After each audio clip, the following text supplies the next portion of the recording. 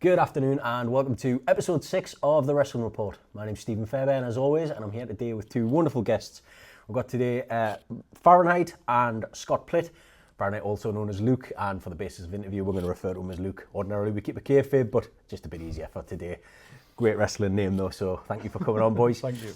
You just indulge us 1 minute just before we get started. I'm just going to do a quick couple of sponsors, people who let us use this building. It's a good friend of mine. He runs a company called, excuse me, Valves and Vibes, which is a motors and campers company. They do custom tent roofs on Land Rover Discoveries, other camping equipment attached to vehicles. They don't have a website up and running just yet. It's a relatively new company, but check out their Facebook. They do have it on there, and they will obviously, give you some, take some orders if you want to give them some business. And also, they have Insane Competitions, which is a pay-to-play competition site. Where you go on, you can win Xboxes, you can win AirPods, you can win Ray-Ban Meta glasses, all worth a look, plus many other prizes, lots of other things, cash alternatives and things available if required, and competition that maybe you don't need to pay. You never know, give them a look. I know there's plenty of sites out there like that, but they're a new one, they're a good one, well worth your time. Right then, boys, thank you for coming on. Second show of the day. New family and all that, gotta fit it in where I can. What I want to do is just, how long have you been wrestling? I'll go one at a time if you don't mind, just say how you get on. So in terms of yourself, Luke, when did you start wrestling? I started wrestling when I was 15, which was in 2015. Right. I'd found a training school through Scott. Scott had seen that there was a full tilt wrestling event in Washington where we live. Right, okay. I'd looked on, found the training school, and then I'd went without telling Scott. I was training for about 3 weeks, and then Big Chris, the trainer there, he had said, "Do you want to be on a show?"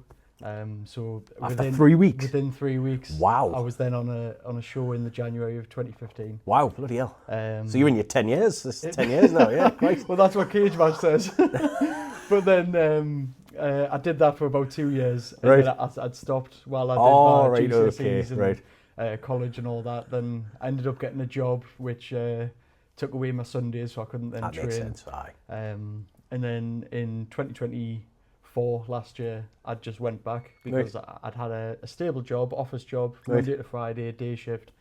And then from 2024 last year, like May last year, I've been doing it ever Happy since. to be back though. Yeah. Well, I saw you at a show recently. Obviously, it was great. Me little and thought it was excellent. Like I say, you were one of two that stood out for her. And I think you both met her. You posted photos with her and stuff, didn't you? You know what I mean? Which she was buzzing about. And what about yourself? When December last year. So just under a year been wrestling now. Is that all right? Wow. That's on shows, on actual shows, but when he did his first run a year, like 10 years ago. Yeah. That's when I first started training. So he went without us, even though I introduced him to it. And then he went loyalty. That's what you want. He was like, "Oh, Scott, remember that training school you were telling us about?" So I went. Chase for him. And then he went, "I like me dad's taking us and that." I think because if you were 15, I would have been 17. Yeah, something like that. He's like, "Oh, me dad'll take us along and that." So I did a couple of sessions. And then, like, my job got in the way. I was working, like, weekends. As life unfortunately does, life gets in the way and stuff. So then, just, it went on the back burner for, like, years and years. It never left me brain, though. It was always, like, get around to it at some point. In that 10-year gap between when we first started training and then, like, taking a break. Mountain messages that went between me and him going, like, "Should we come back to training sometime?" And it just never happened. Like, we just kept saying we'd do it. And then, last year, he went... So I went back to full tilt. Cheers for telling us again. Fantastic. I like that though because look at this. It's a good, funny story. You know what I mean? Because it's one of those things where I think I've never known a sport like it in the sense that, and I know people go sport and throw a score on it. That's something we'll cover. But in regards to like, the daftness and the silliness of it, should we do this? Why not? And I don't think there's any other sport that you could go, I want to try that and actually go and do it. You're not going to be Cristiano Ronaldo. No, I want to be a footballer, I'll be a footballer. It doesn't work like that. Whereas I think with wrestling, it allows you that freedom to do it. And it is, do you not think as well as it's a unique thing in the sense that there's loads of different skill levels? Yeah, and definitely. Some people might be the elite, but then you might have other people who are not quite as good, but still, able to put on a great show. And then, maybe the lesser levels, but at the same time can still get work and still, entertain the people. And I love that, you know what I mean? This is the way I've always loved wrestling. I mean, Christ, listening to you talk about your ages, God almighty, I think I'm old enough to be your dads. You know what I mean? But I've been a wrestling fan for bloody hell, 46, 42, 43 years, give or take. And it's one of those things, you know what I mean? It's never gone away. Yeah, I mean, when I was your age, I was like telling people, I didn't watch wrestling, what are you talking about when I was a young lad? It's, you know, when you're 15 as well, you're going, no, I like girls and beer. That's what I like, girls and beer. But I never stopped watching. It was one of those things I never stopped. I like girls, beer and wrestling. You know? I know that now. I didn't know that at the time, you know what I mean? This is the thing now. But the thing is now, it's cool. Lasses like it. You didn't say that, you know, when I was a young, and if I'd have told any girl ever, oh, I like wrestling, they'd be like, you don't like girls then, you know what I mean? You know, do you know what I mean? And this is the thing, and it was one of those things where it was very much a stigma, and I think there is still a stigma attached to it. I did a radio show a few weeks ago now on Nova Radio, where I did like a live dial-in and did like a 20-minute just live chat. And one of the things the host mentioned to me, a woman called Susan, she mentioned to me was that the scorn that people have on wrestling, and that, you know, there's still, I guarantee you've had this, you do know it's fake. It's the one question everybody's been asked. And you go, oh, no, I'm an idiot, I didn't realise. But then again, I don't like the word fake, because I don't think it's fake. You know, you can't, fucking hell, you're picking somebody up on your shoulders and chucking them to the deck, you know, you're really chucking them to the fucking deck, you know what I mean? Yeah. And I don't think you can say it's fake. I hate that term. What I like is you know, it's choreographed. There's a predetermined finish. But I don't like the whole, oh, it's fake. I just don't think that, I don't think it's fair. It does you an injustice, because you do things I would love to do, but no, I can't. And as a result, I just go, you know what, I'll just be a fan. I'll talk about it. They'll come and hopefully you'll come and indulge me and talk to me about it, you know what I mean? I explain to people, because like, when you see it, like, friends and family, like, I'm going to give this wrestling thing a try, and I start like getting into it.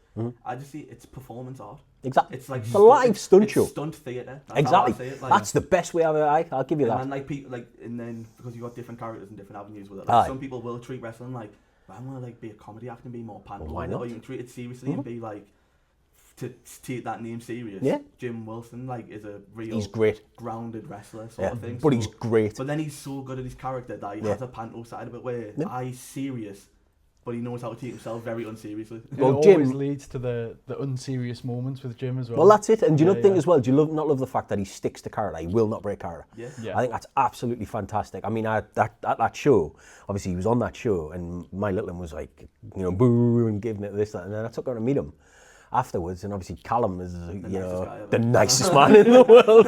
You know what I mean? And it's like, she couldn't quite get her head around it. And do you know what as well, and I'm sure he won't mind me saying this, but he was nervous about coming to do this when I had him on here. I was thinking, you go out there and do something I couldn't dream of doing. I've done a little bit of announcing, and I shit myself every time. You know, I've only done it twice, and I was fucking dying both times.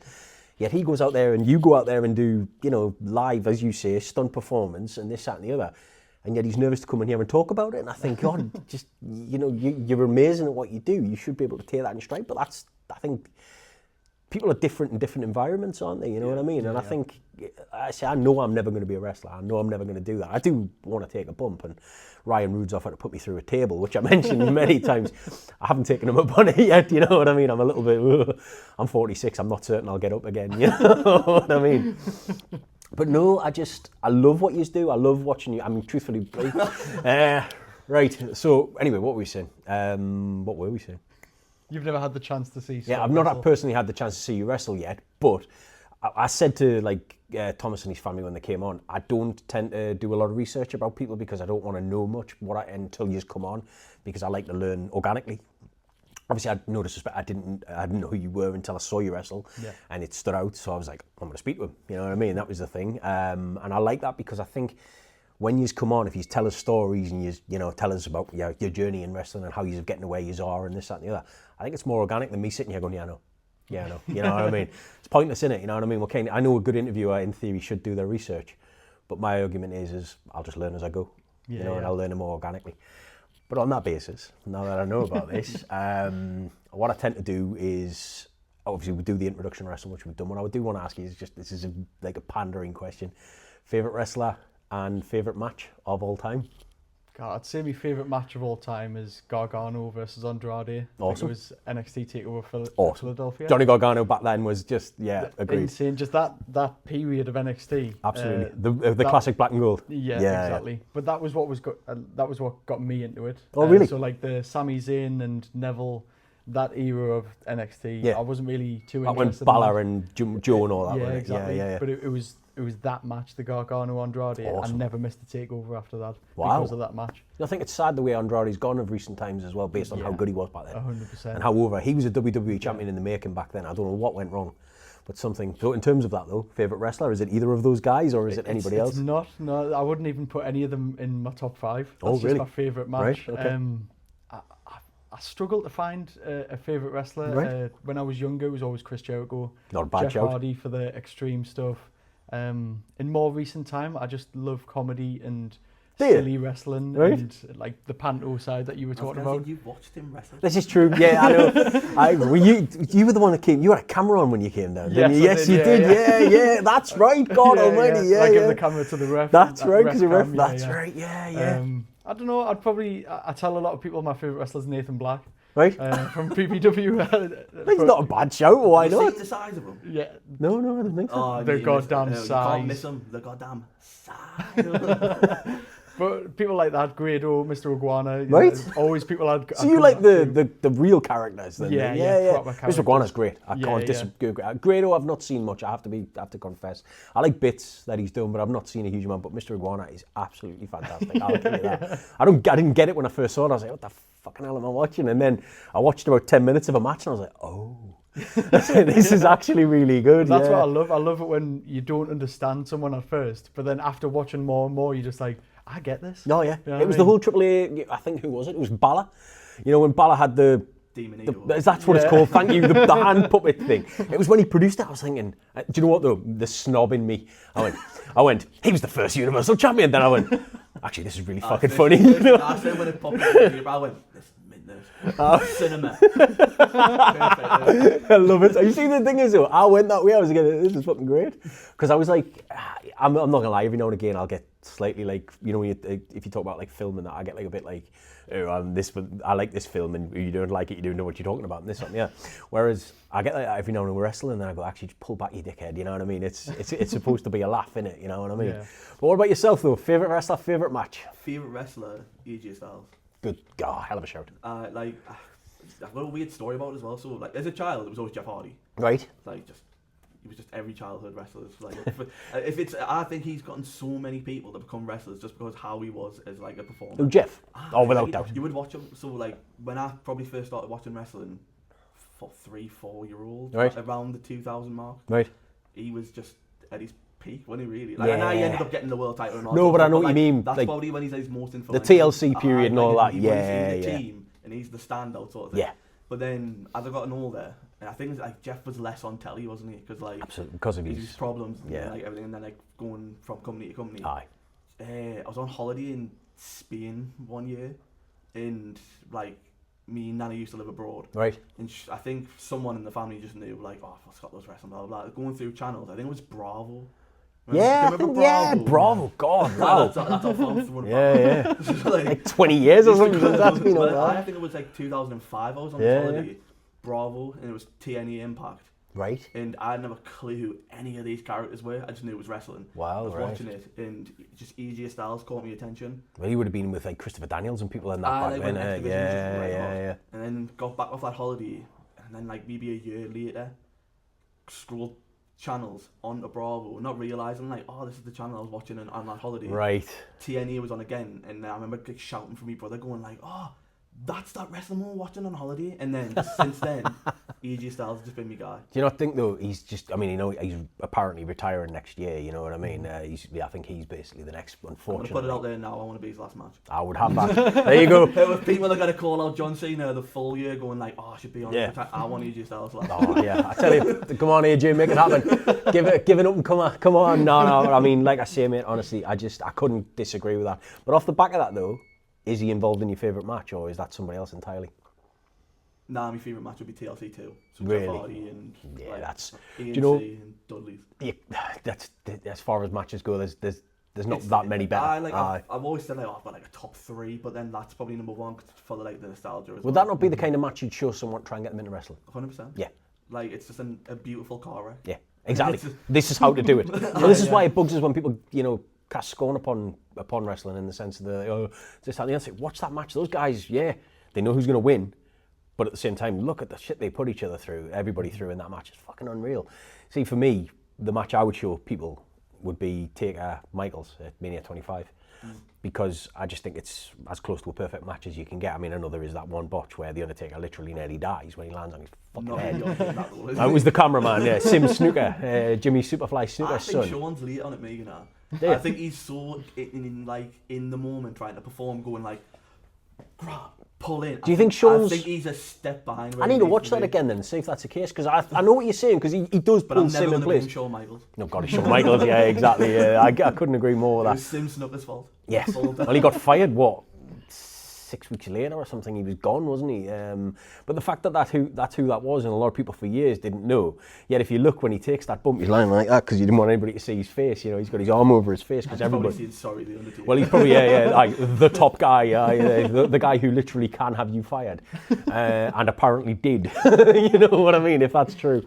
But no, I mean, I don't think that's a bad shout at all. I think, you know, TLC. What I was going to say to you is when you both said Jeff Hardy, in the last show I did, Will and Drogo, when they were telling us what their favourite matches and favourite wrestlers were, obviously they're two young lads, only 15 and 17 year old, and I actually said to them, because one of them said Bob Backlund, I was like, wow, you know, I know. One of them said Bob Backlund? Will, he's big into like that style of wrestling. He likes that old style of wrestling. I loved that. I was buzzing by that, because I even said to him, I said, look, please don't take this as an insult, but I expected you to say Jeff Hardy. You know, I'm chicken winging Will when I get a drink. Oh, well, it's funny because his mum actually said, oh, he puts it on me, and I was like, fucking that move would fucking hurt, you know what I mean? That's a proper legit hold, it really is. I think that's like, don't they use that as like a police restraint hold in some places, you know what I mean? It is, isn't it? Well, that's it, and I mean, but yeah, that's what he said, and I was so impressed with that, because I mean, young kid like that, who has that level of knowledge about wrestling, but he likes all the older stuff and this, that and the other. I mean, his favourite match, one of the lads said Steamboat Savage from Mania 3. Like, you can't get a better shout, you know, it's a great match. It's an argument to be had that it's the best Mania match of all time.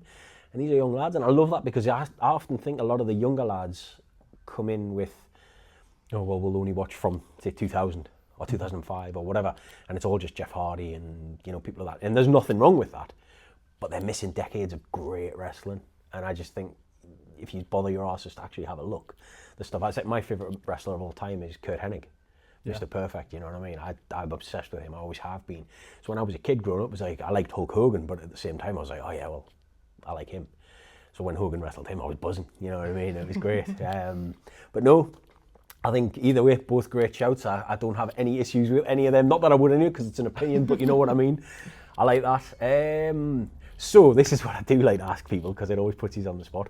How were your debuts? And we'll start with you this time. How was your debut match, and do you remember much about it? I wasn't even that long ago. It was like under a year ago. Of course you were saying before, man. Yes. I won that. My first match. Did you really? It was like, did you think the match was set up around me winning it? Or do you think it was set up and then it was just like, oh, I guess Scott's winning? It was... It's something like that. It was out of the blue, really, that they were having it. It was a pre-show match. Right. And it was a battle royal. About like 12 of us were in it. Right. And then it was, winner gets the golden briefcase, which is like effectively Full Tilt Wrestling's Money in the Bank. Yeah, yeah. So it's cash in any time for any title sort of thing. Do you know when you're cashing in? Like honestly, over the years, there's been loads of whispers. It's just like, could do it here, could do it from cards subject to change at all times, isn't it really? So that's fair enough. That's fair enough. Plans always can. But I messaged Big Chris, the booker. Yeah. Saying, listen, and you've got top to bottom to worry about on the full show. Let me think about the battle royal for you, so you don't have to. Fair enough. And he went, yeah, go for it. So I was messaging all the people in the battle royal separately, just going, wow, what stuff do you want to get in? What stuff do you want to get in? Sort of like. So you basically booked the whole match then? Slightly, but then mainly because Chris's one thing he gave me for the match was just, I want you to just roll out early. I want you to powder out. And I went, nice. I don't want to powder in my first match. I'll take a couple of bumps and then roll out. And then I went. So you're playing the sneaky heel basically. Yeah. So I love that. So I took a couple of bumps, hit in the back, and then was just watching through the curtain as so you went in the back area altogether, did you? Yeah. Oh, right. Completely forgotten about. Oh, fantastic! I love it. So, I love it. Hit out the wee, and then was just watching through the curtain, watching it unfold. Yeah, this guy's getting eliminated. Blah blah blah. Get here, and then I knew where my marker was because there was a lad who would come to our training, had cerebral palsy. I think so. That was his condition. Right.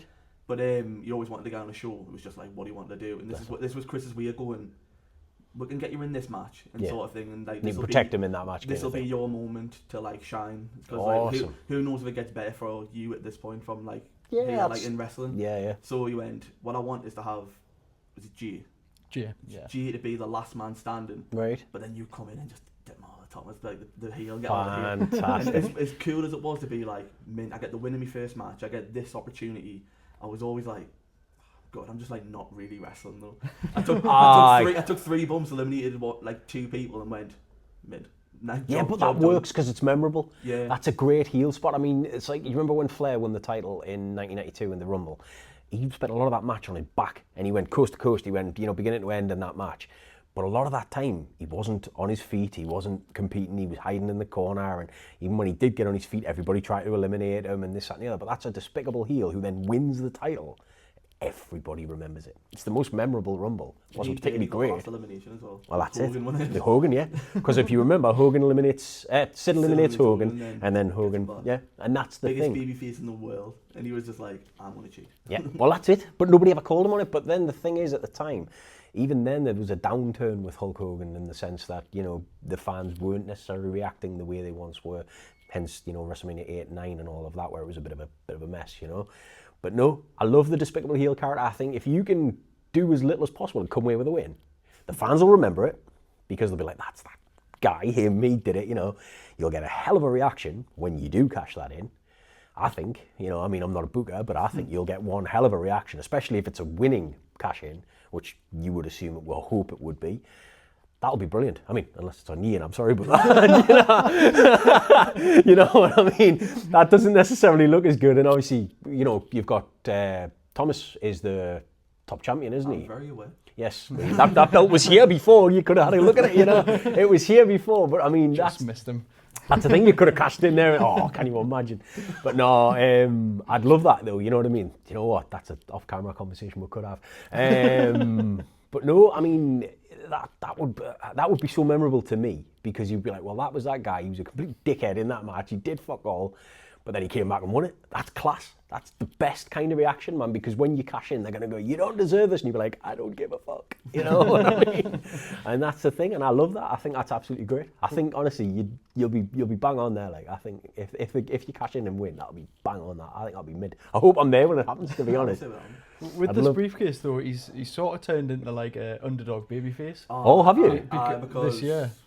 On my second show, so I wasn't even booked to wrestle. Right. I was just booked in an angle where the guy who had the junior heavyweight title at the time, Riley Wallace, was wrestling Tim Strange. Right. In just like an attraction match sort of thing. Like, right, because like Tim Strange isn't going to win the junior heavyweight title, is he? Fair He's point. the furthest thing from a junior, like in terms of experience and size. I met him for the first time the other night. He's a tall guy. He's massive. Jesus how big he is. Christ. Yeah. Like, I know he's big. Anytime I meet him, I'm like, God, man, you forget him. Like, Well, how tall are you? 6 foot. Yeah, I'm 5'9".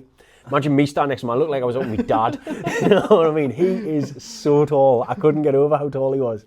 In that, they had a match, and then it was like, come out afterwards and tease the cash in on Riley Wallace while Tim's like just battered him. Right. When I like give the briefcase to the referee and turned round, and Tim just clocked us. Oh, and then stole the awesome. briefcase, so I couldn't cash in on it. Right. And then the storyline for all this year has been like the chase to get my hands on Tim to get it back. Right. So it started as this like dirtbag heel doing the sneaky tactic, and the kid with a disability over the top rope to we have sympathy for Scott now because like the thing he loves. I was doing promos and all that after like this is me like partner and that. Good. Like I did like Christmas like stuff with it, Right. and like from me and mine, it was like picture of me in the briefcase. Oh, that's fantastic. Did a Valentine's Day card. Did you really? From Casey to me. That's fantastic. Do you know the thing is though, right? Do you know Casey? That's my oldest daughter's name. That was it. I won't even explain that's what I call it either. So it's obviously just the golden briefcase. Yeah. But like with us doing this angle of like, I'll make it like it's my partner. Like I'm That's in love with wonderful. the case. I give it a name. So Casey. That's And great. Then, ever since then, no one calls it the golden briefcase anymore. It's Casey. Everyone I calls live it it's Casey. I've Commentators, given it an identity. announcers. See, that's good though. Do you not think though, right? That's what you're saying there. For the announcers are saying it, that'll help get it over. That'll help sell it. And I think that says a lot about you in terms of your character work. If you've gone from being, as you say, pretty despicable heel for the way you won it, to a sympathetic babyface. That's in not a huge amount of time. That's quite impressive, to be fair. I was heel for like 2 shows. The What Me debut show, which was like showing them the heel. Yeah. I did. Second show got stolen. Third show was in the tag classic. Right. And then I guess my fourth show, but fourth match, but I got the semi-finals tag classic, didn't I? It was my hometown venue. Right. So I had a lot of crowd in that building. And Chris just went, we're going to pretty much just turn your face going forward anyway, because of like, it's sympathetic, like you have to now chase your thing, and we're going to make like that's great. Big bad heel final boss obstacle for you. Yeah. I was like, this is the perfect crowd to turn face in front of as well. There you go. So like I started the match doing like bit of beat down stuff like that, and I just went, I'm shedding this so fast and just doing flashy stuff to get the crowd. So, love it. And like, by the end of the night when I beat Lucid Luke, the pop from like everybody else. Well, there you go. There you go. That's job done. Yeah. And Chris knows what he's doing. Let's face it, he's been doing this a long time, you know what I mean? He's giving you that kind of advice. Honestly, that's class. I love that. That's such a great story because, as you say, you made your debut as a heel. And then relatively quickly, you're like, actually, no, we're going to flip you. But then you do, and it's not just a case of a quick flip either. You're going to, gradual build. And I love that. And I think it works so well. Truthfully, because I've been a bit out of the indie scene of late, I haven't really been to that much. And thankfully, I'm getting back into doing it now. I wish I'd seen more of that because that sounds class. Do you know it sounds really great. Did you not? No, when he was I hated it. Really? I'm going to make this heel that like will do like bad tactics and sneak out of battle royals or whatever. You're going to win the briefcase, and I thought, mint, I'm going to be like, I'm always going to cheat to win kind of thing. 2005 Edge, where it's like constantly like tease the cash in and be an absolute dirtbag and all that sort of stuff. And then it was, we're going to do this angle where Tim steals it off you. I went, this was my whole identity. I don't even have a gimmick over yet to where like the only thing I had was this. And then my whole gimmick just became chasing it. That's great though. I love that. And the thing is as well though, you've got a couple of options you could go. If say you do win whatever title you go for, if it's this one or if it's the the top title, whatever, you could then play it in one of two ways. You could then flip it completely on the crowd and go, right, I played you all, I've got what I want, this, that and the other. Or lean into it and be the top babyface champion. You could do that. There's options to go with there, I think. And I mean, I'm not a booker, so I'm sure, what I'm saying doesn't make any sense to an actual booker, but I just think I love it. I love that. It's a great story. I love that. And I think the fact that you're able to play it so well is fantastic. I think, honestly, it's got to... People will remember it, obviously, because they're leaning into it, aren't they? You know what I mean? You should have seen it in Washington, though. Like, he'd printed out these, like, missing posters, 4Ks. I've milked every bit of it. During his entrance, he comes over to, like, his crowd. Yeah. Every single one of them's got one of them missing posters up. Fantastic. Wait, the first show after it got stolen, I had the Mr. Casey posters for a promo that we made, where I was going out and, like, putting up posters of like missing, like, have you seen this, and like me contact info and that on it. Awesome. Like the gimmick contact info as well. Yeah. Like, at Scott Plitt, I haven't. Isn't that nice? But then, because I had loads of them left over from doing that promo, I was like, I'm just going to hand them out on my entrance. Do it. So like first entrance afterwards, I was just handing them out to people and like just see that's what they do. Great. But then again, though, there you go. People get something to remember as well, because it's a visual aid to remind. I love that. I think you've worked that so well. Like, as much as I didn't like it at first, I've had fun with it. Like, it sounds it. It sounds. Like I say, I wish I'd seen more of it. But I mean, I've only been to 3 indie shows this year, and I was announcer on 2 of them. So it's like I am really, really massively out of practice, and this is why I wanted to get back in doing this. And I've been very, very fortunate. And then, I mean, I got the announcing gig through Terry, Matty Mayhem. He literally, we had mentioned after a show, I said, I want to be an announcer. And he went, hang on a second, made a couple of phone calls. Next thing you knew, Paul said, I eat and date.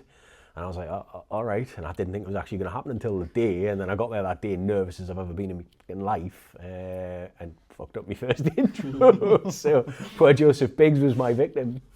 I'd announced him before he even came out. His music had barely started. I was like, Joseph Biggs! And he wasn't even out into the crowd yet. And I was like, give him a cheer. He's a heel. Made a right arse of it. He was lovely about it, though. I'll give him his dues. He was lovely. I didn't even notice. I was like, thank God, because I made a right fucking pig's ear of it. But the one they did the other day was a lot better. And I got to redeem him because I announced him again. So it was all right. Redeemed yourself. Hey? It's all a learning curve. Well, this is it. Exactly. But no, I mean, I'm enjoying the announcing. I do. I enjoy it. It's a good laugh.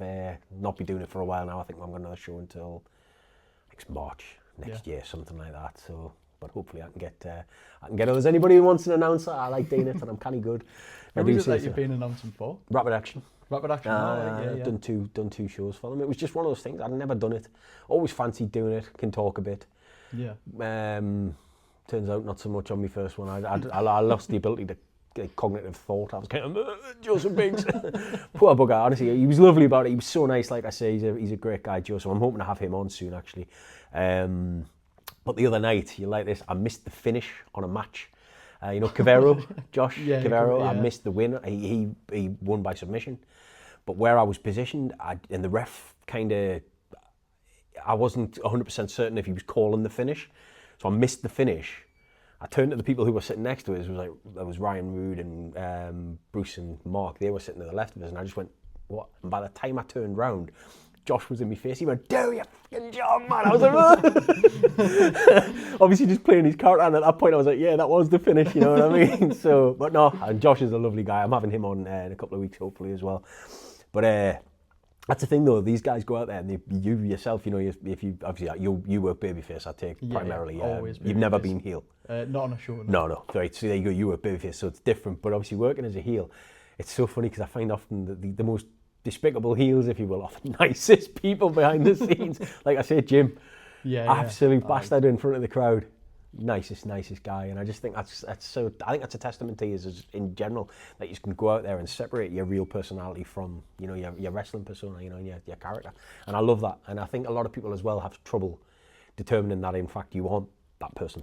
Yeah. Do you know what I mean? Do you ever find that as a heel that you find certain people maybe don't realise you're not that guy?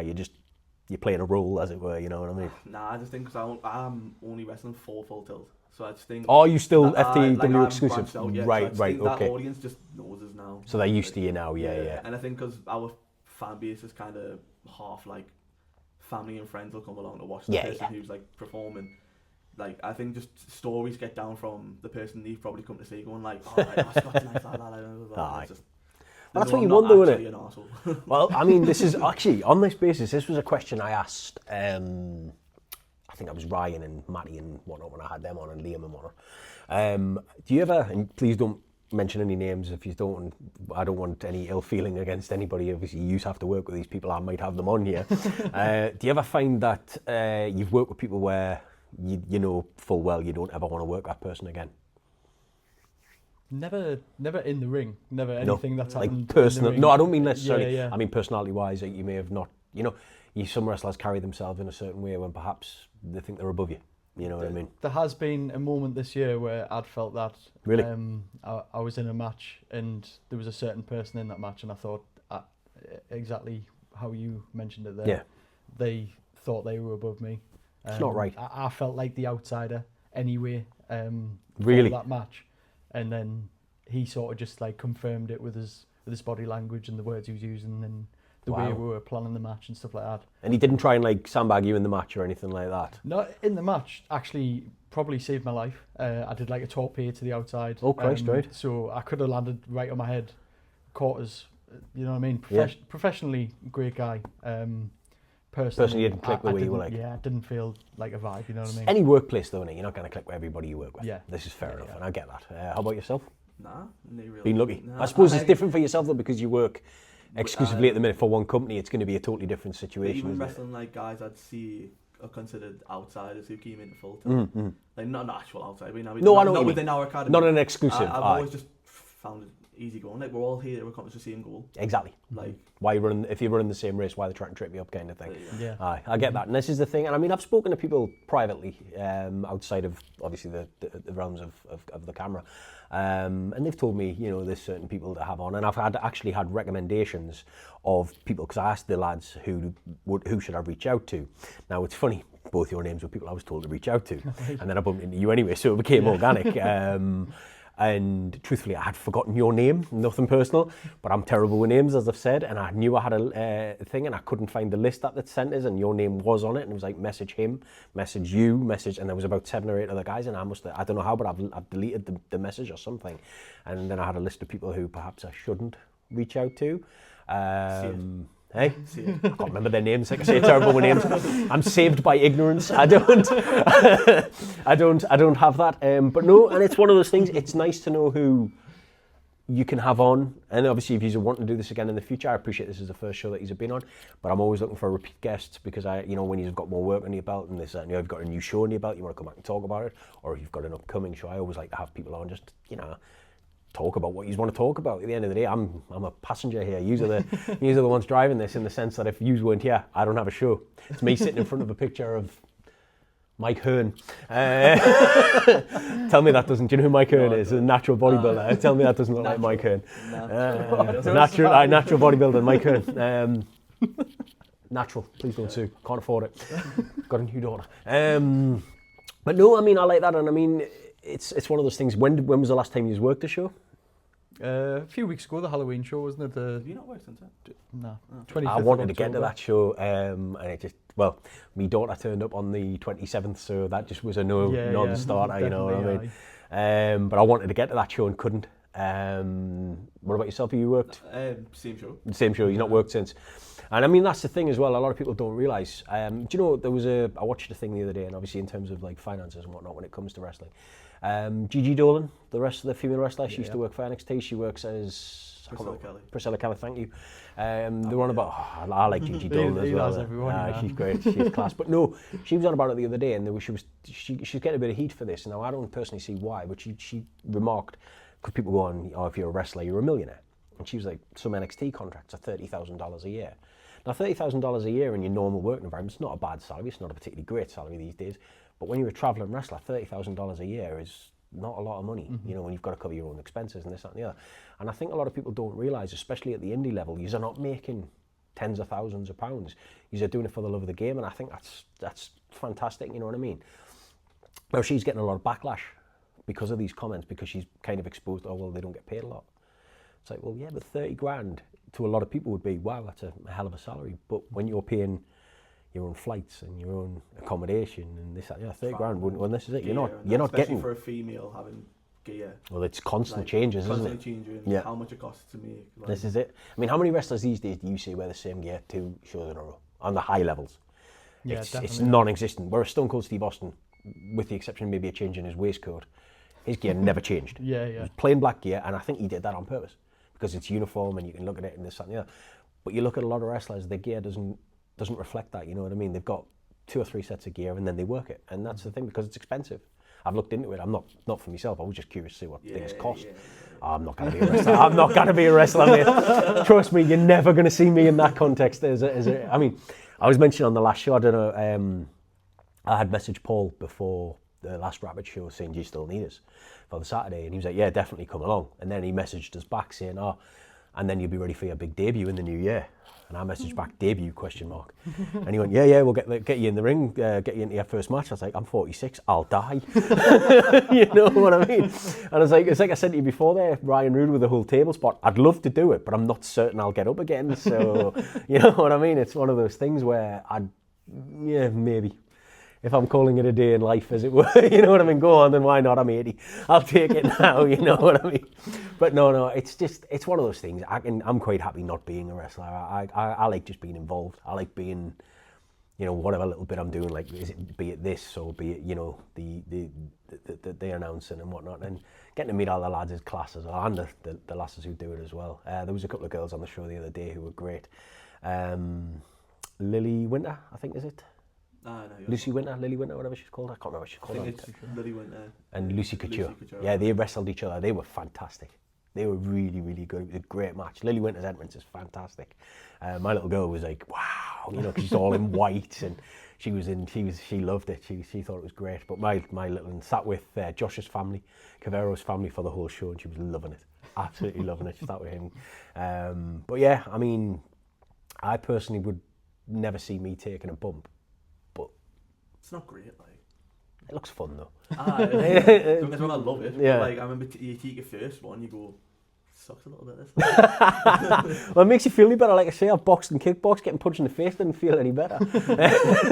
Even with headgear, it's not something you want. You know what I mean? But then again, I think we all do these things just because, innit? You know what I mean? I don't really have an explanation why I used to box, why I did this, why I do this, why do you love the things you love? You love them because you love them. You know what I mean? That's my argument. And if you enjoy it, then do it, innit? You know what I mean? And I think that's great. But, right, moving on. what shows have you got coming up? And feel free to plug as much as you want on there. For me, I've got the December show for Full Tilt Wrestling, Cuffed Chaos. That's on the 13th of December. Yep. Then Tickets available, by the way. Definitely on Eventbrite. Jubilee Club for Proctor Street. Hey, plug the whole show, please. I want Chris to come on here. If I can plug his show for free for him, I want him to come on here, man. Get your bleep button ready if you're getting Chris to come on. Every other word. I've probably had as bad as. At the end of the day, I swear like crazy sometimes. But as long as you don't swear in the first minute, I'm good. So say what you want after that. You know what I mean? Other than that, I've got no shows for the rest of the year. No, Scotland next week. Oh my God, I do. only remember that I'm travelling to come watch it. In 6 days, I'm wrestling in Glasgow. So you're actually wrestling in the week and remember. How did I even forget that? Whereabouts is that, sorry? That's the Glasgow School of Wrestling. It's Ravy Davies sort of promotion. He Right. has like a training school, 7 days a week out of the church. He has, I think he's got 3 promotions. Wow. CPW, which is like the I know community pro CPW, wrestling. That's yeah, like yeah, the family orientated one. What I'm wrestling for is HWFG, which is hardcore wrestling for Glasgow. So no kids at that one, I'm guessing. That's a 16 plus show. Yeah. On that show, I'm going to be Dr. Farrenheight, going right in with the temperature check gimmick. Awesome. So I've got them 2 shows this year. Fantastic. Next year, MEW, Full Tilt Wrestling, NPW. Pretty full card then. Hopefully. Excellent. Oh, excellent. Well, obviously, I know yourself, you're saying you work for FTW, so you're doing the show on the 13th, I take it. Yep. What else? That's it. No. No, I mean, this is the thing, though. I mean, if you've got... obviously, I don't know how far ahead Chris plans in terms of shows. There'll be shows booked next year, I'm guessing. Yeah, yeah, all the dates for next year booked. Yeah, so he's already got the whole year booked in. Wow, bloody hell, right, okay. See, this is the thing. I want to run a show. Actually, while I've got you as a captive audience in front of a camera, you can't say no. I'm hoping to put on a show next year, just a one-off show, probably a one-off show. And I know you work FTW exclusively, but if you're willing and would like to, it's not by choice. I just haven't like branched out yet. No, I get that. But I know. Like, don't get me wrong. I'm not. I just haven't, no, like, what I'm saying is obviously. Did you see the show where I had Jim and Harry and Stephen on, Thomas on? Well, did you see the belt that Harry brought with him? The honourable mention. Yeah. Well, I am going to hopefully, because he's got a character he wants to debut, which I'll not mention on camera. I'll tell you off camera because I don't want to spoil the surprise. But he wants to debut his character, and I had said to him, debut it on this show, and he wants to. All right. Now I've just been speaking to Will and Drogo on the last show, and I want to put them in a triple threat if Harry's willing to do it for that belt. For that honourable mention belt, because I have it. I made him. I said to him, I said, the episode going like, "Can I keep that?" Yeah, can I keep that? No, please keep that belt. If you don't I have, yeah. I've got it because I'll be honest with you. I knew I was going to do something with it, and it's so great. I was like, "Can I have it?" And he was like, "Yeah, of course you can." So it's actually sitting between 2 books to keep it flat. But I've got it. I even showed my little one. My little one was like, "That's great." I was like, "I know." But yeah, because the whole point of that, where that came from, was I had been messaging the guys obviously to come on the show, and then Stephen had said, Thomas Plitt had said, "Shall I bring me belt?" And Jim had said, "Shall I bring mine?" And then Harry was like, "Ah." So then he turned up with the one he had made that morning, which is where that came from. But yeah, that's why that exists. And I just think it would be such a great, like, you know, when you talk about the comedy side of it, book that as a pure comedy match for a cardboard title. Yeah. And I just think that would be such a laugh. You're already licking your lips. Yeah, comedy wrestling. Well, there you go, exactly, though. But I mean, if you were willing to do it, yeah. I could put a fatal four-way and put you in it if you want, you know what I mean? I think fatal four-ways are my specialty. Well, if you wanted to, I mean, if they're willing to do it, which I don't see any reason why they wouldn't, I could put you in it. Because I've already been planning matches in my head with people I hope I can get involved. I've spoke to some people, I haven't spoken to many. You versus AJ Styles. I can't afford the... I can't afford Scott Plitt. I can't afford you for definite, and I definitely can't afford the $1 million it will cost me to get AJ Styles. I'll do that match for free. Would you? Oh, thanks. Well, get the sponsor involved, man. I'm sure he'll tell me to fuck off. He's my best mate. He's allowed. This is his payment. He lets me. His is his. He lets me use his building for free. But no, that's a plan of mine. It's something I've always wanted to do. He is actually involved as well because he will be helping me. He's not a wrestling fan by any shape of the imagination, but he was interested in doing that, you know, just to get a shot there. Because we'll put a few sponsors around. It'll be one of those things. But yeah, I want to have Harry, if he's willing, which I know he will, defend that belt. And if, to be honest with you, if I put it as in a fatal four, I might even do, I don't know, like a gauntlet match or something, you know what I mean?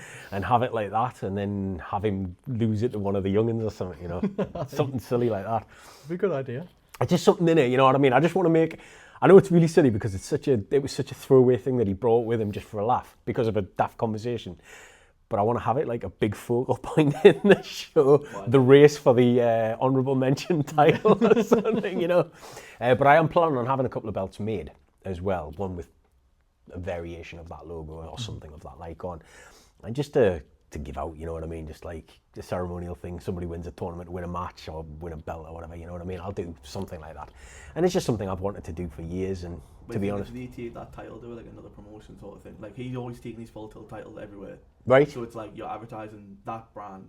Well, that was kind of me thinking, if I get that logo on it and people take it around, so say I put it on you or whoever, give it to them and say, right, take it where you go, and just take it with you, and then at the end of the day, could lead back to this. Well, this is it. Yeah.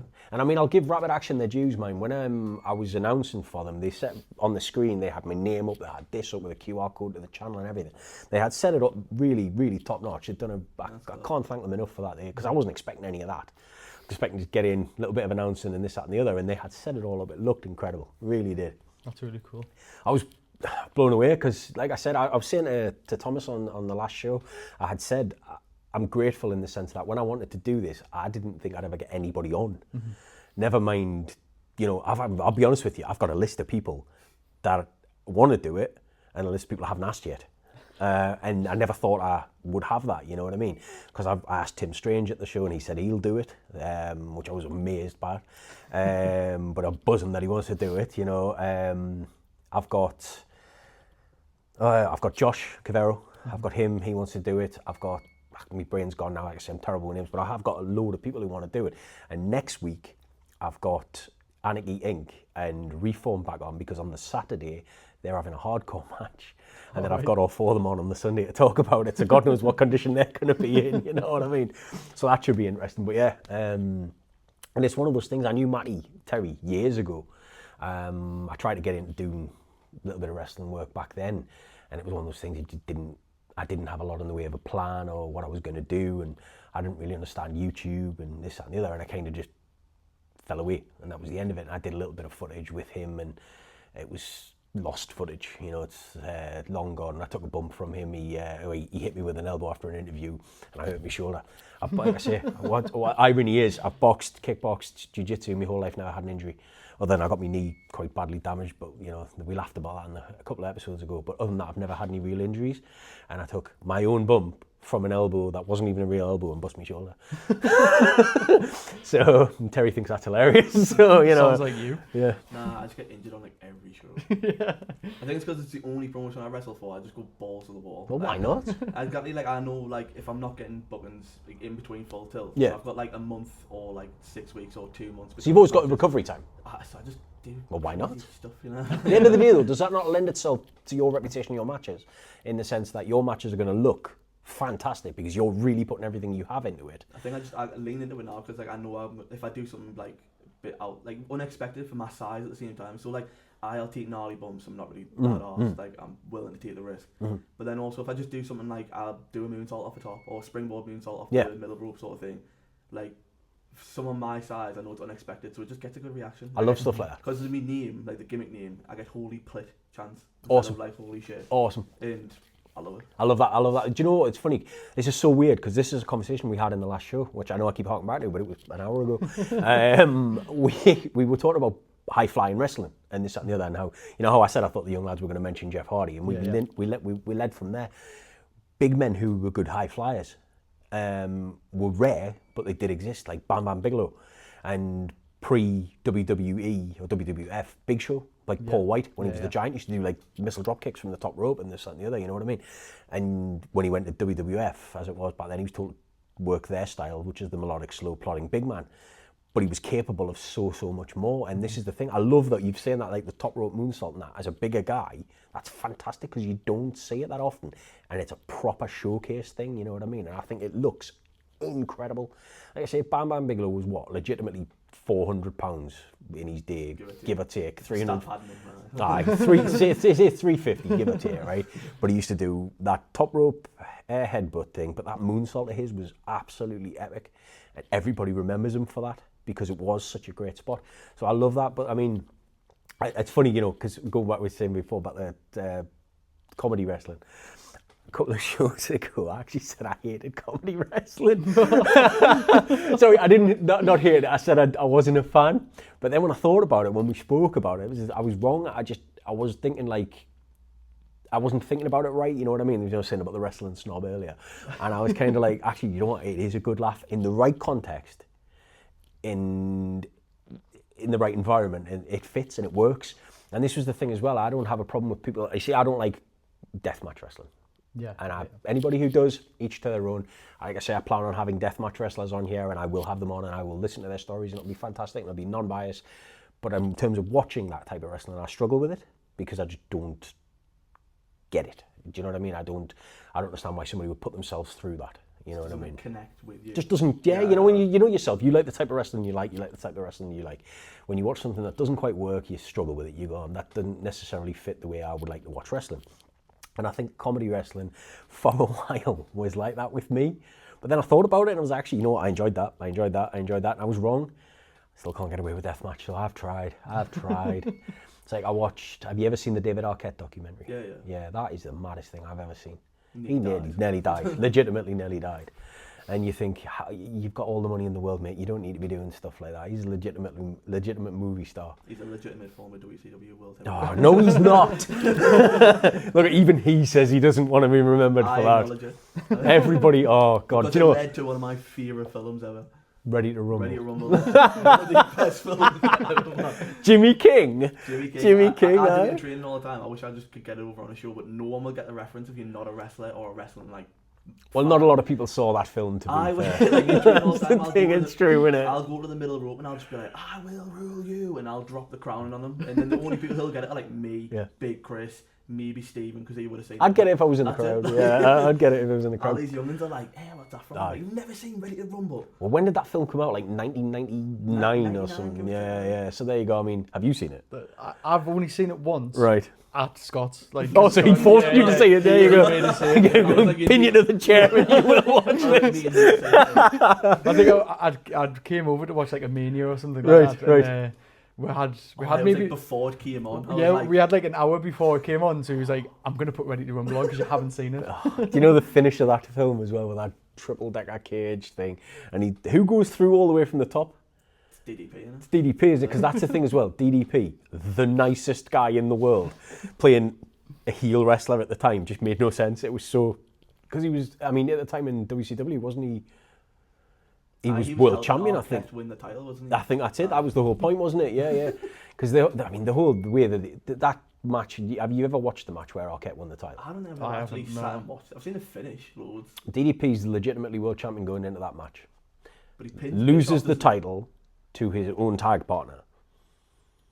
That's right, And then later, that's right, and Arquette wins the title. Not only is DDP not mad about it, he's happy.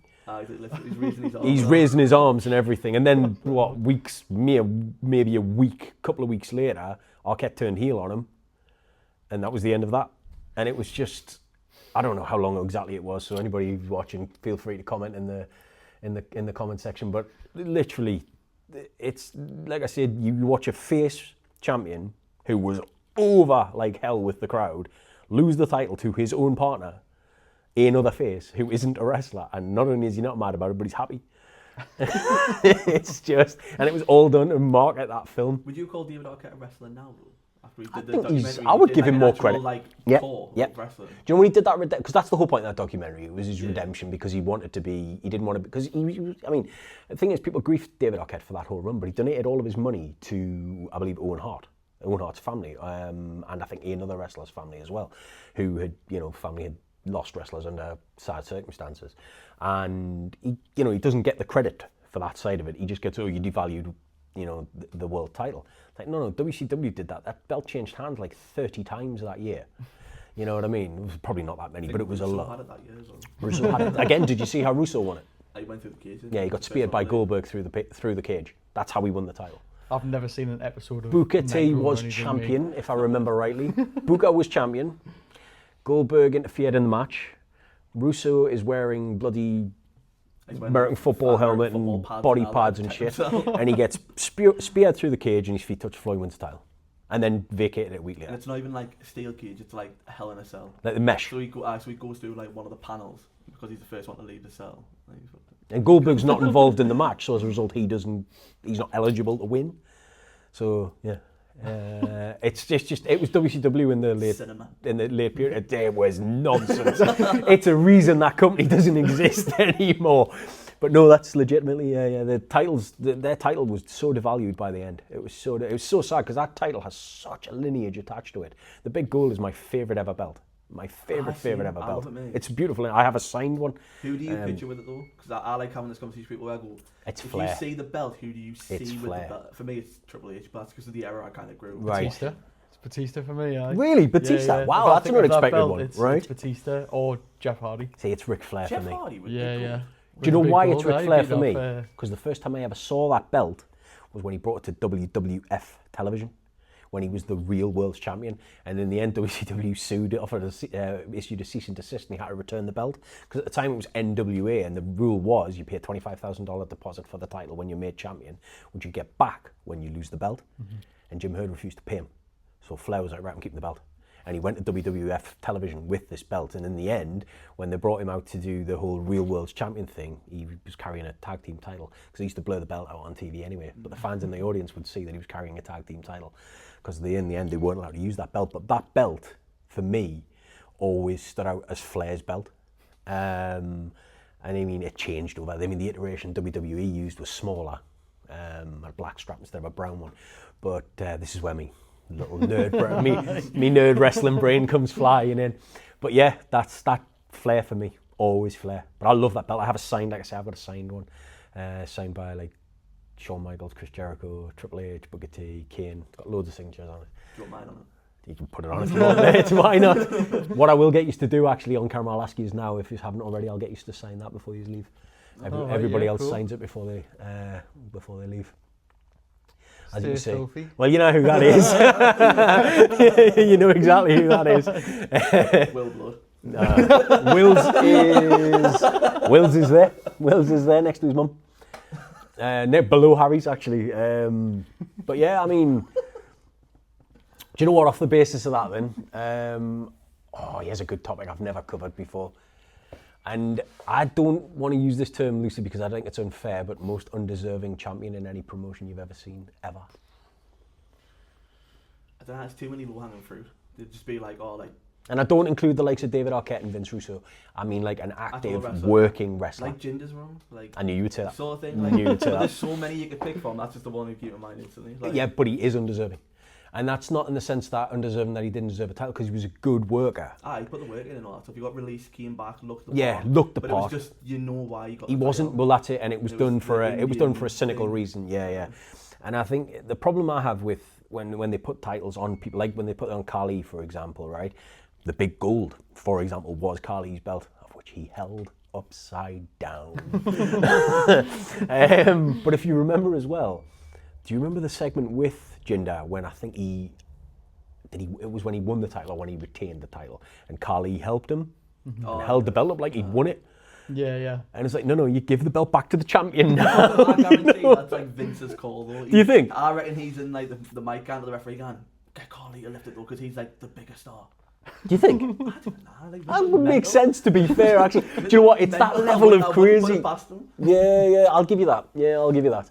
But no, I mean, what about yourself? Who do you think's an undeserving? Can't even think of any champions really, other than like the current champions right now. Right, I'll get that. I don't think anyone's undeserving. I don't think undeserving. I think undeserving is the wrong term. But what I mean is unexpected and shouldn't have had the belt, shall we say? You know, I mean, I think there's certain wrestlers who I think don't ever need a title. For example, Kane. I don't think Kane as a character ever needed a title. Of that mindset, like a Bray Wyatt never needed a title. It's like, he's got a mystique and an aura attached to him. His character doesn't need to be like, I want to win this wrestling championship title. Like, you never needed it.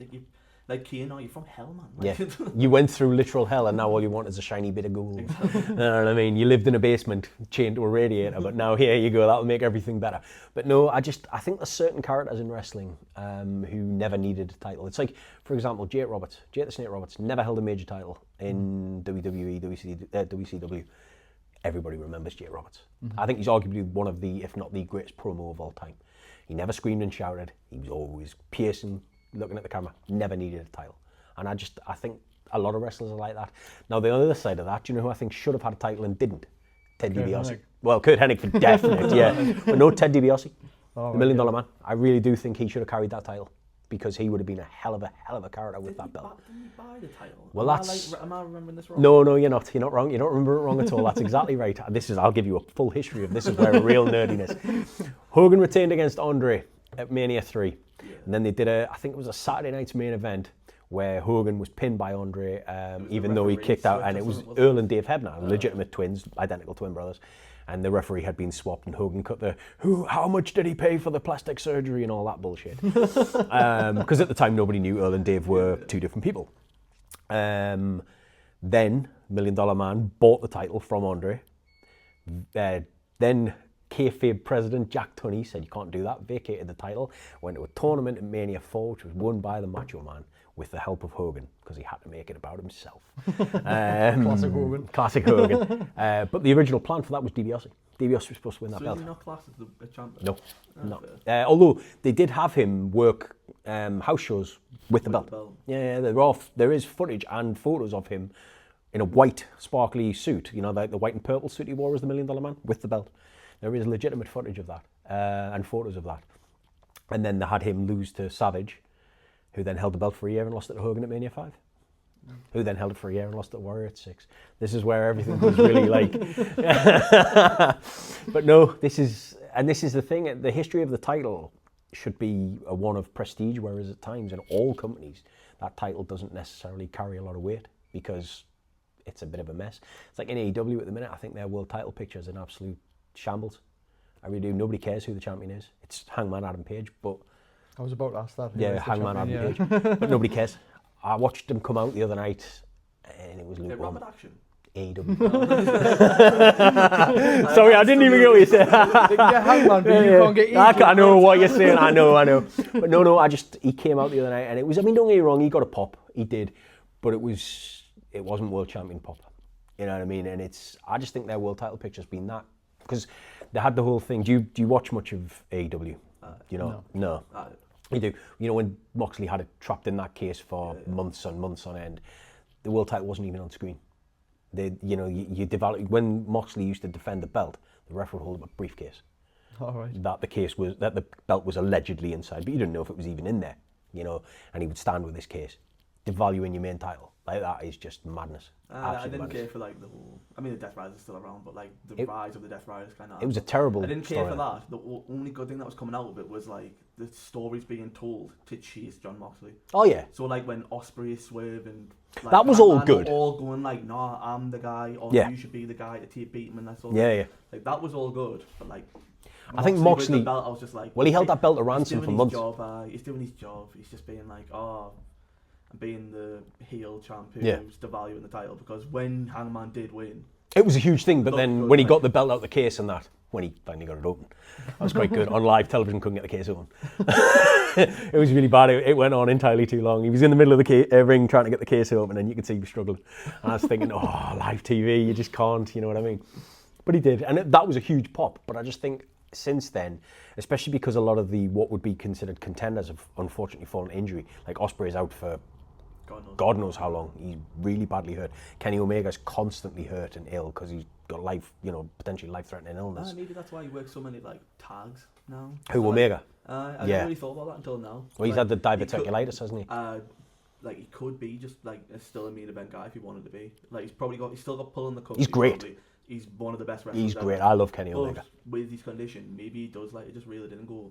I'll do 6 mans and he was definitely going to tag with Ibushi until Ibushi got injured a couple of weeks ago. That's it. Did you see how he got hurt? He just fallen off the top. God almighty, broke his leg. Literally broke his leg. He's out for potentially 2 years. Which could be the end of his career because he's not a young lad. Which is a shame if that's He's an absolute psychopath, so he'll come back. Yeah. He'll come back, he'll moonsault off a car, take a fireworks bump, and then like... That'll be that, yeah. It'll be like he was never hurt. Do you know, I read somewhere, I don't know if this is true, so anybody who watches, please, confirm this in the comments. I read somewhere that he's actually from quite a wealthy family and does it just because he enjoys the crack. Yeah, the love of the game, and just likes to take mad bumps because he likes the crack. Like, you're doing the shit you're doing and you're putting your life online and you're not even bothered if you're getting paid for it. But whether that's true, it's what I read somewhere once, but I'd love that confirmed or denied. But yeah, like I say, Kenny, I think it's a shame how his health has taken a bit of a toll on him, because he's great. I mean, anybody who's ever seen those matches in New Japan with Okada, just unreal. And that's like a thing where, depending on your taste of wrestling, because like, guarantee he can't be off to sit 45 minutes to watch a wrestling match. One of those matches is an hour long, an hour and 5 minutes long, you know what I mean? But like, I loved it, mate. And because watching it as it happened as well. I think Omega is going to be one of those guys where like, when he retires, you'll look back and think, what a guy we had to like watch over the years. Do you know why I like those matches? Because when he wrestled Okada, he never hit his finisher on Okada, because he never wanted to be kicked out of the one-winged angel, which is probably the most protected finish of all time. And he never hit the finish on Okada until he beat him. And that's great storytelling. So you had all these matches for all this time. It was like 3 or 4 matches. I think it was the 3rd match before he finally beat him for the IWGP. Was it the 4th, was it? Yeah, so it was the 4th match before he finally beat him for the IWGP title. And when he beat him, he finally hit the one-winged angel and pinned him with it. And that's just fantastic storytelling. And it's great. I think that's what happened, isn't it? I think he beat him in the G1. He beat him in the G1 Classic, was the first, and then beat him for the title. Because it's Wrestle Kingdom. The first and second match, Second match is Dominion, hour-long draw. Yeah. They met each other in the G1. But he never hit the one-winged angel on him, though, did he? In the second one? No, I don't think so. No. Because then they had the G1 match. That's right. Omega won, and then they went 1-1-1. That's right. And then the decider, like a year later, and he finally hit it and pinned him. That's right. Yeah, that's right. And there you go. So you know what I mean? It's just, that's how you do it. Yeah, in America, they wouldn't have given you that. He'd have hit that finish, and he would have kicked out. Like, you know what I mean? New Japan's like style of doing tours instead of like weekly television helps like long-term storytelling. Absolutely. Yeah, absolutely. So like, if you're in WWE sort of thing, and it's like, right, we've got like 2 shows, 3 shows if you include NXT, and a pay-per-view like every month to 6 weeks. Yeah. Storylines are going to happen faster. Yeah, they get can't like saturate how you want. That's true. Well, speaking of New Japan as well, hasn't Hiroshi Tanahashi got his retirement match imminently, or just had his retirement match? Wrestling Okada, Wrestle Kingdom. That's right, he is in January, isn't it? Yeah, January 4th, I think. Yeah. So there you go. I'm testing my memory here. I want to know who announced it first. The whole like, I'm gonna set the date for me. To be fair, Japanese wrestlers do it all the time. They do. Maybe like, I was gonna say Cena or like Tanahashi, who's stealing from the other one. But what am I talking about? Japanese wrestlers do it all the time. Yeah. Like you always see, this is my retirement tour. Like Liger did it. Yeah. Didn't he? Yeah, that's right. So I love Keiji Muto. Maybe Cena's taking inspiration from them, and he's went, that's a good idea. It's the right way to do it. Advertise your retirement as a tour, because it, like, it draws in people to go, of course. I can't believe I'm never going to see Cena wrestle again. Well, that's it. Yeah. Do you not think AJ Styles is kind of like, he hasn't necessarily booked an entire year as his tour, but he said next year is going to be his last year. That, definitely. And this is a man who worked in New Japan for a very long time. You know what I mean? And was absolutely outstanding out there. But no, I think it's something, it's definitely a trope that they should try and adopt, especially for the bigger stars like Randy Orton and people like that. You'd love to see Randy Orton say, right, I've got 1 year. Anybody wants to try and beat me? Come. You know what I mean? Now's it. And then you'd get people coming from, because like this Cena tournament thing that they're having at the minute, it's they announced obviously LA Knight against an unknown opponent, and it turned out to be Zack Ryder, which was awesome. I mean, I love Matt Cardona. I never thought I'd see Zack Ryder ever again, to be honest, because Matt Cardona has gotten over so massively on his own, you know, and he's incredible. But it was still fantastic to see Zack Ryder again. Even though he lost, it was still a great thing. Seen a podcast clip from him a couple of weeks ago where it was like, he says, even though Zack Ryder's dead and he never wanted to play the part again, he's always had the gear ready, just in case WWE gave him the call and went, but you're going to be Zack Ryder. When he was going to say, I'm fine. Yeah. I've got and they did, and then he did. Yeah. And the thing is, he's been on NXT as Matt Cardona as well. That's the thing. Recently. It was only a couple of weeks ago, wasn't it? Yeah, that's the thing. So I love that. And doesn't he call himself always ready, Matt Always Cardona? ready, yeah. So there you go. I think that's what he said on the podcast. Is like, I've got the gear, I'm always ready. So there you go. Can't argue with that. He's lived his gimmick. The man, he is everything a young wrestler should aspire to be. If he can't make it to the big leagues, straight away, or maybe at all, follow his model, because that guy makes bank, and he's everywhere he goes, everybody wants to see him. Yeah. He's the biggest name on every card he's on. He really is. He's huge. I feel like Cody was probably the first guy to like leave WWE and then go. Oh, he made it I'm really massive. betting on myself here without even AEW, and then like.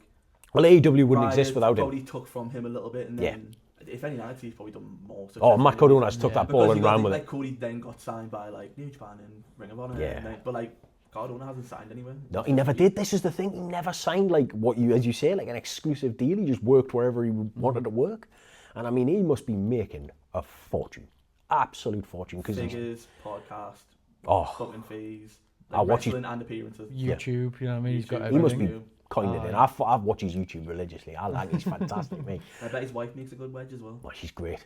I think she's. I don't want to say the best in that company yet, but she's right I've been up seeing there. for like the past like 2 or 3 years.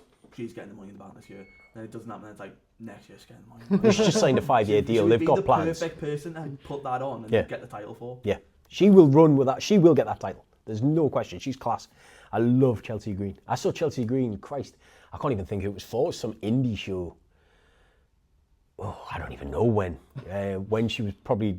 Was it Leah Van Dale she used to wrestle as or something like that? No, not Leah Van Dale. Something Van Ness? That was it, Leah Van Ness. Leah Van Dale's bloody Carmella, isn't it? I'm sure that's her real name, actually. But yeah, she used to be like a Thingy Van Ness or something. And I think I saw her wrestle as that when she was like the crazy psycho character. Hot mess. That was it. Yeah. See, this is where your memory's obviously better than mine for this. But yeah. Honestly, she was great. She's always been great. I think this whole thing she's doing at the minute with like Piper Niven and all that is fantastic. She's so good. And they've obviously realised that because they've given her a 5-year deal.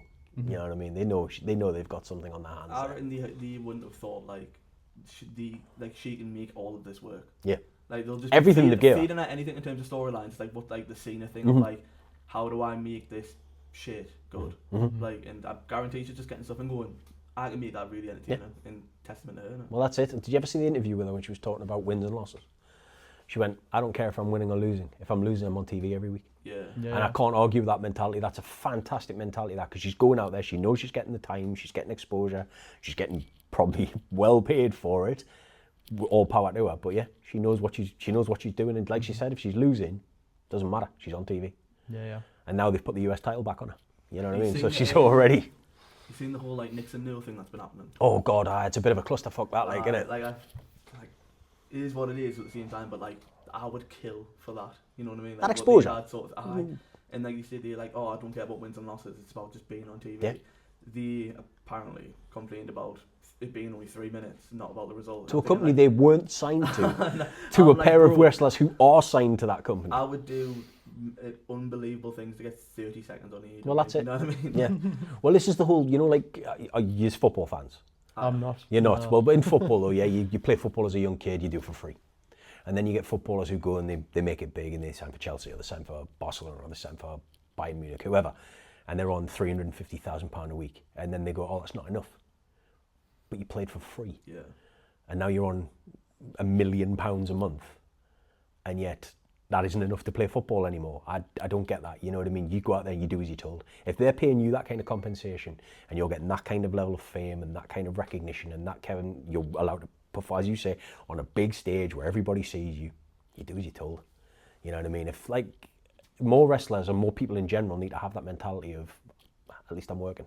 Yeah. You know what I mean? So many people came out on like socials and like spoke about that sort of thing. Like, I'm that literal nobody, so it doesn't matter what I say. Like, everyone. Well, that's it. What we say on, entitled to their opinion. what we say on here is our opinion, isn't it? You know what I mean? Loads of indie wrestlers and people who even signed AEW were coming out going like, they didn't want to see like, oh, that's bullshit what you've just done. But then they were just putting it in their words going, mate, some of us signed to AEW can't even get 3 minutes on a collision. Like, that's it. On the B show. They told the company line because they know what side their bread's buttered on. They come on with a perceived level of status that they think they have because they were in the big dub, as it were, and it's a case of you need to, you need to do what they're asking if you ever want it. Because the thing is now, I think you know yourselves, work and shows, getting booked and whatnot, is not always necessarily easy. I mean, obviously, if you're exclusive to a particular promotion like yourself at the minute, you're working when you're working. But at the same time, if you're going to ban yourself around with a bad attitude, companies are going to go, look, we don't want you.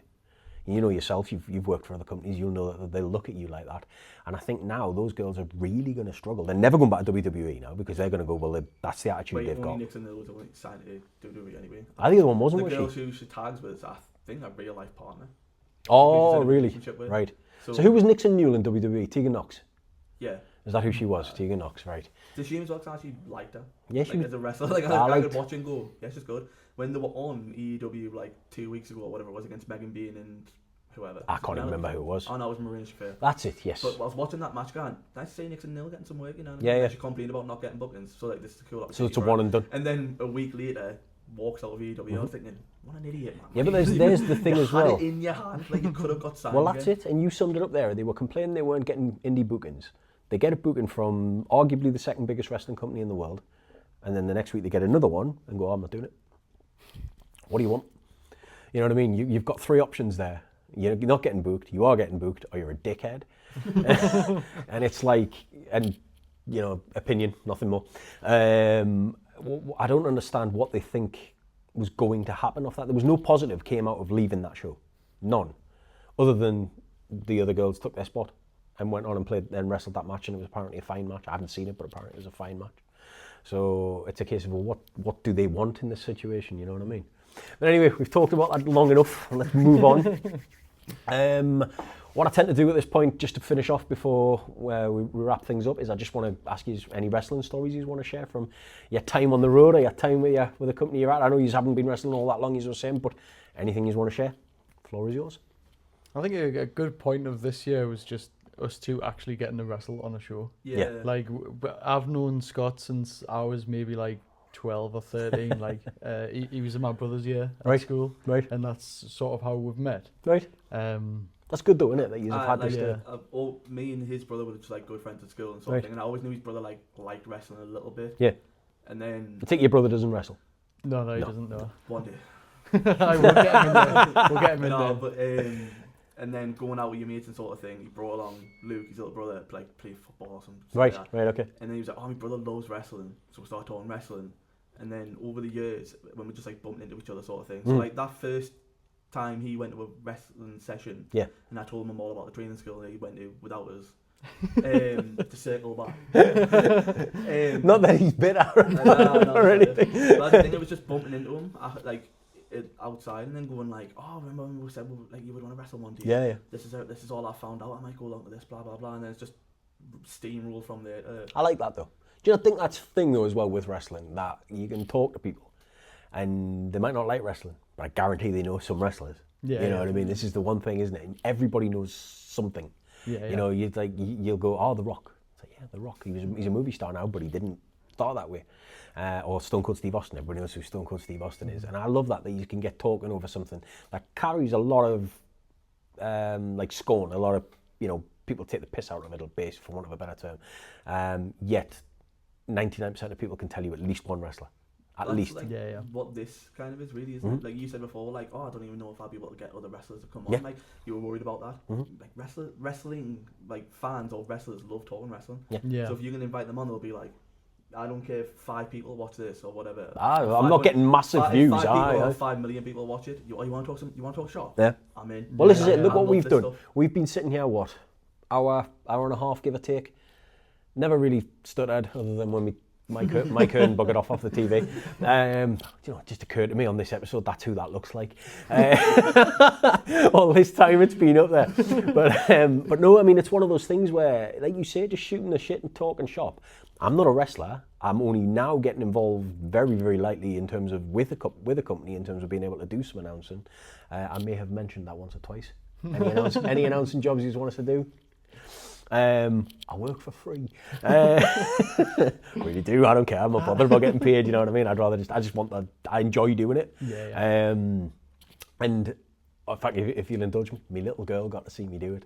Yeah. In person. And she's 9. She's nearly 10, and she was buzzing. Absolutely buzzing. I got her in the ring. She loved being in the ring. She was loving all that. But you know what I mean? I mean, a choke slammer, she didn't like that. I'm joking, I didn't. I didn't, fucking hell. There is footage, I didn't, I promise. But no, she loved that, you know what I mean? And this is the thing, it's a case of just, as you say, just getting together, chatting shit, shooting the breeze as it were, talking wrestling, the thing we all love to do. And as you say, I don't care if I get 5 views, 10 views, 1,000 views, or 1,000,000 views. The more views, the better. Don't get me wrong. But if anybody watches, I don't care. I didn't do it for them. I did it for me. You know what I mean? You just had the conversation exactly. Anyway, haven't you? Exactly. It's a good thing you mentioned there about like getting your daughter in the ring and all that sort of stuff. So like I love wrestling, and I would love to just take it to like the heights I could. Like, get as far as possible with it, try and just make a living from it. I'd love it if it was me living. Just even making these memories, like getting to wrestle one of my best mates after like 10 years of just talking about it. Like I remember like after that match, it was just like this emotional dump of like, oh my god, I finally did it.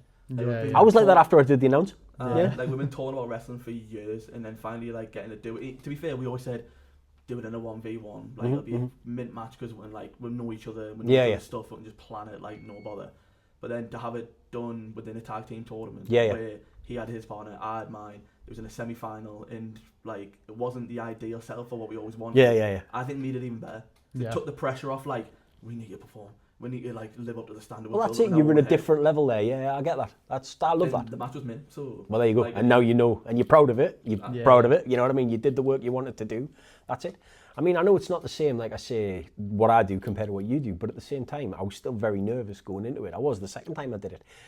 But as you say, that relief when it was finished, and everybody's like, yeah, you did great.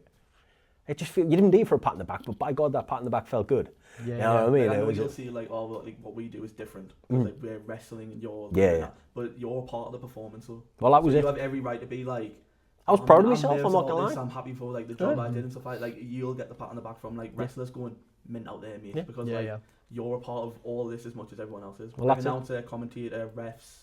I love it. I do. And ring crew. Like, well, that's it. Everybody's got their part to play in it. Aye, this is it. And this is the thing as well, right? And I've said this to the other guys that I've had on in the past. I don't know anything other than like that's like wrestling in terms of getting a family involved. It's like I had Thomas Blooding's family on before, the whole family.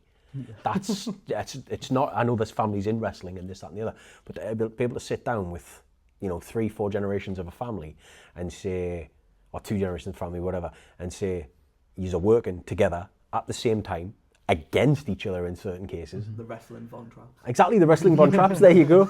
Adieu. But no, isn't that wonderful though to get to sit down? You know what I mean? Yeah. It's never going to happen with me because I'm not that side of it. But at the same time, if I can take my little girl along and get her maybe in the ring, what I did do at that show at the end of it. Excuse me, we did a raffle, and my daughter announced the numbers over the microphone. Cool, she loved it. She was buzzing. Like imagine being in them Bloods, knowing that earlier this year when we did that tag tournament, they did. I don't know if he's talked about it when they were here earlier, where it's Thomas Blood, Bella Blood versus Drogo Blood and his tag partner. They did, they spoke about that. Yeah, they did. Imagine that moment for that family being like as parents. I was buzzing hearing about it. That's so cool. And Will was out there as well. Like Will was. He was, yes, that's right. So all 4 of the Bloods were involved in that. Did you hear about the spot? I think it was in that match actually where his mum chopped him.